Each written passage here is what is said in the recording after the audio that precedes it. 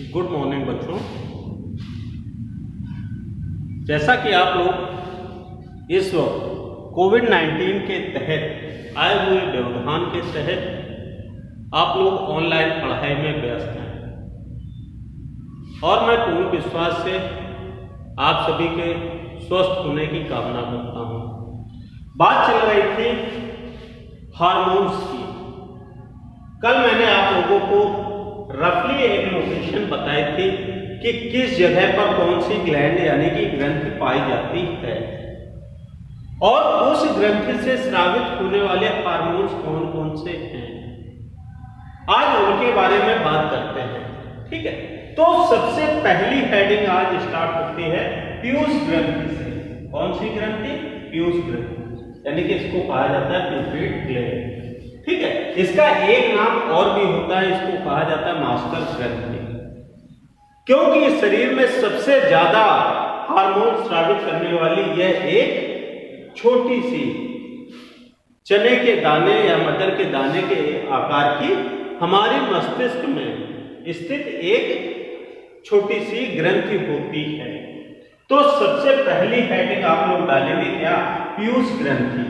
इसके बारे में थोड़ा सा दिखाते हैं, फिर इससे कौन कौन से हार्मोन स्रावित होते हैं, हमारी शारीरिक क्रिया पर उनका क्या प्रभाव पड़ता है, ठीक है। इस टॉपिक को लेकर आगे बढ़ेंगे। तो पहली हेडिंग आपकी आ जाएगी पीयूष ग्रंथि। लिखिए पीयूष ग्रंथि, हेडिंग डाल के लिखिए आगे। यह एक जटिल ग्रंथि है, यह एक जटिल ग्रंथि है जो अग्र मस्तिष्क के पश्च भाग में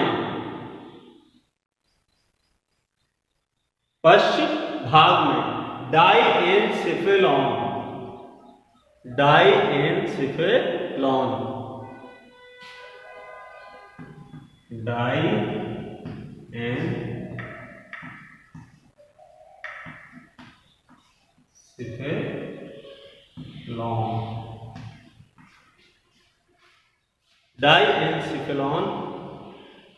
नामक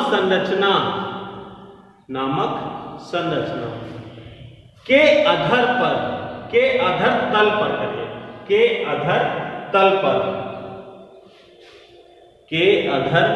तल पर स्थित होती है।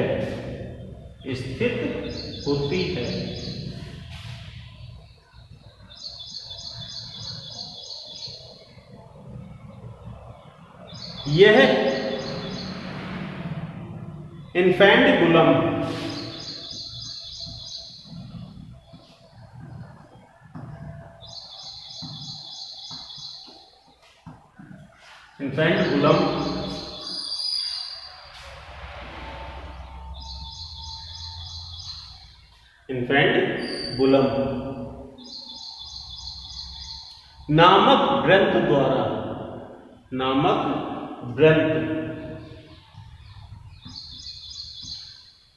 नामक ग्रंथ द्वारा जुड़ी रहती है।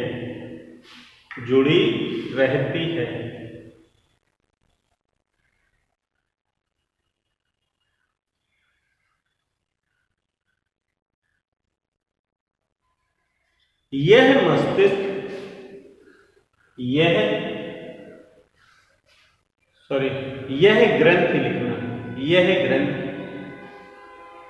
3 भागों में विभक्त रहती है।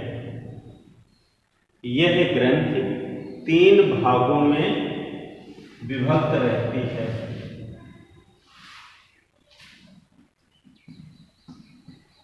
अग्र, ठीक है, मध्य और पश्च, ये इसके 3 भाग होते हैं, ठीक है। अग्र, मध्य और पश्च।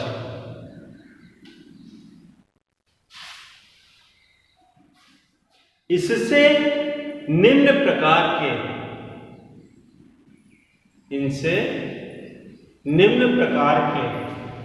हार्मोन स्रावित होते हैं।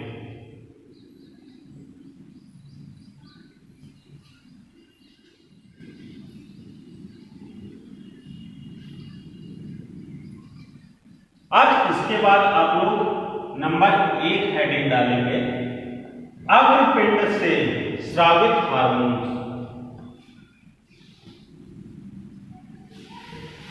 अग्रपिंड से स्रावित हार्मोन्स, ठीक है।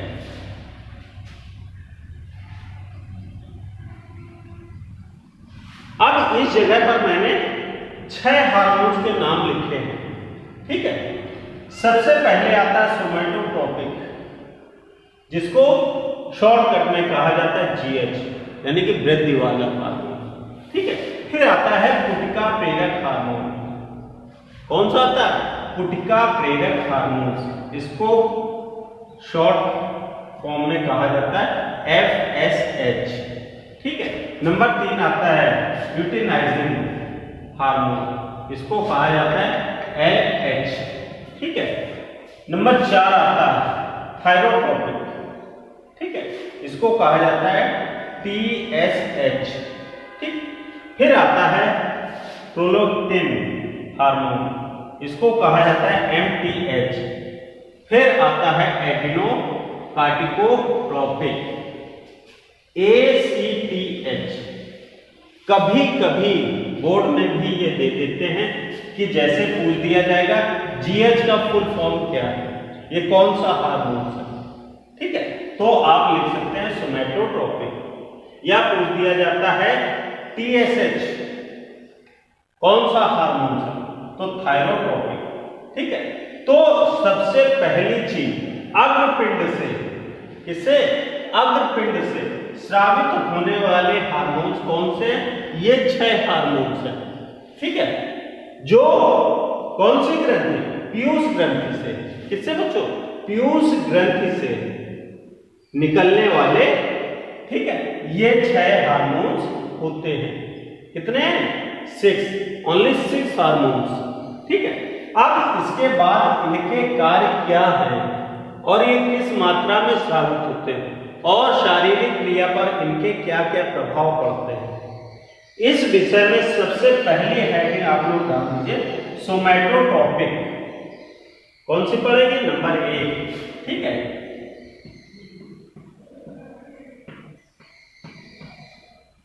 सोमैटोट्रोपिक,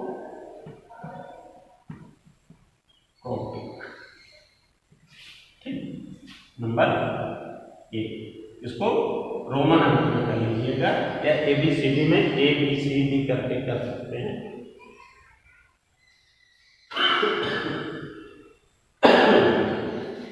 ठीक है। अब इसके बाद इसको चाहे तो आप ब्रैकेट में क्या लिख सकते हैं? इसको GH, या और भी कुछ लिखना चाहे तो इसको लिख सकते हैं वृद्धि हार्मोन। क्या लिखा जा सकता है? वृद्धि हार्मोन।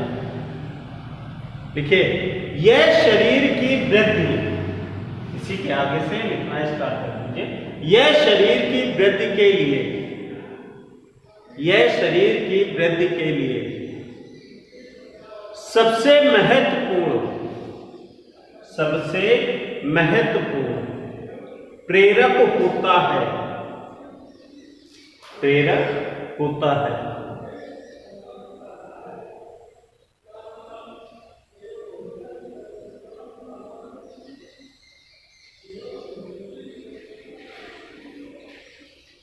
इसके अल्प स्राव से, इसके अल्प स्राव से व्यक्ति बौना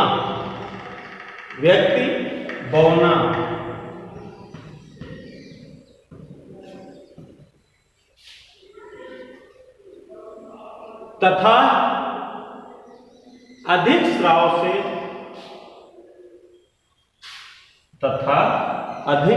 स्राव से, भीमकाय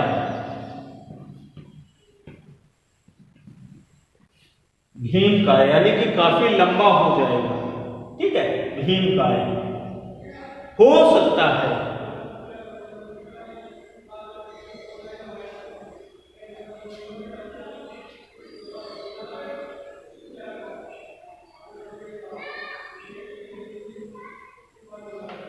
तो ये तो हो गया नंबर 1। अब इसके बाद आते हैं नंबर 2 पर। नंबर 2 कौन सा है? कोटिका प्रेरक हार्मोन।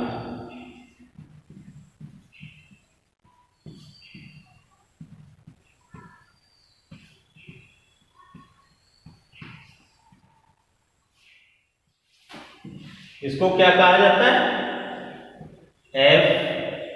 FSH।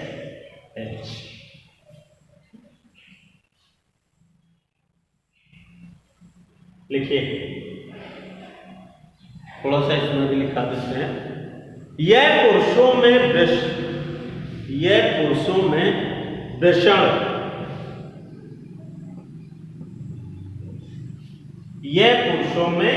वृषण, लिख लिया, कि शुक्र जनन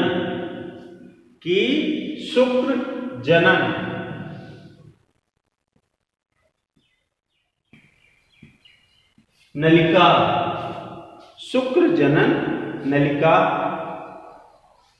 में वृद्धि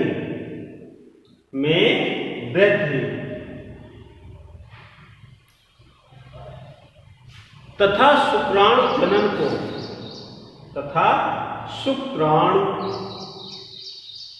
जनन को प्रेरित करता है।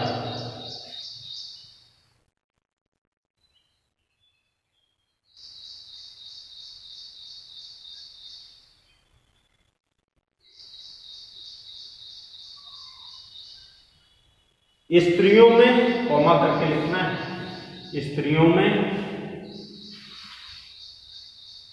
अंडाणु नलिका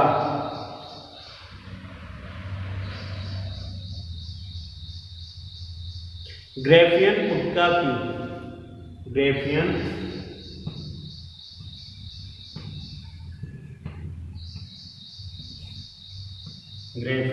पुटिका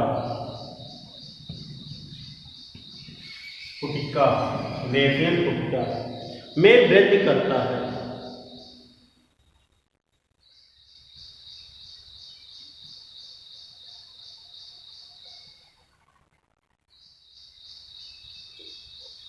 और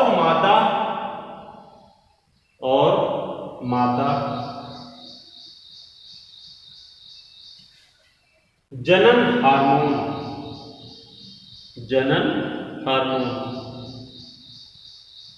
एस्ट्रोजेंस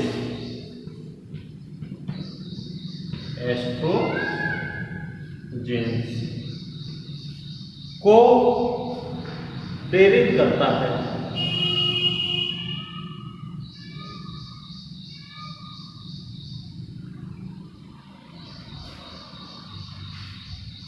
अब नंबर 3 आता है ल्यूटिनाइजिंग हार्मोन। तो आप नंबर 3 हेडिंग डाल दीजिए, ल्यूटिनाइजिंग हार्मोन, ब्रैकेट में डाल देना LH हो गया, ठीक है। चलिए इसमें भी थोड़ा सा लिखा देते हैं। देखिए, यह भी एस्ट्रोजन को, यह भी